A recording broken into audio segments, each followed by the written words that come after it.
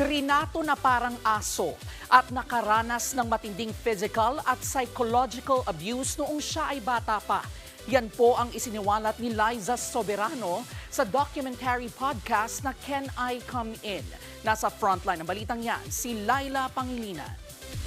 I developed this habit. No holds barred na isiniwalat ng aktres na si Liza Soberano ang mga bangungot ng kanyang childhood sa Amerika sa documentary podcast na Can I Come In? Mula sa drug addiction ng kanyang ina hanggang sa iba't ibang kaso na kinasangkutan ng kanyang ama. Masalimuot ang naging buhay ni Liza at ng kanyang kapatid.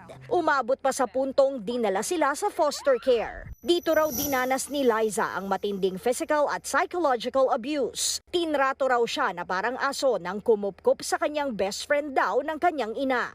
Ginawang utusan. Dumating daw sa puntong nginudngud siya sa dumi ng aso. By the time she was 10, ipinadala si Liza at ang kanyang kapatid sa Pilipinas para manirahan sa poder ng kanyang pinadeport na ama.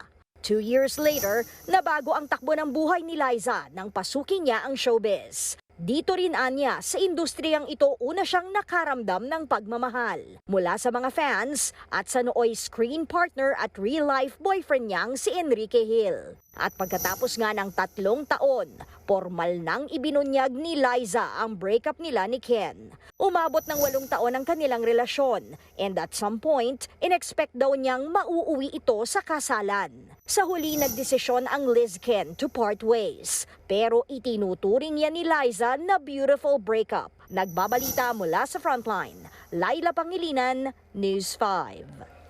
Mga kapatid, Jervy Wrightson po. Eto na nga. Para sa latest showbiz news at iba pang kay-alaman, mag-follow at mag-subscribe na sa social media pages ng News 5.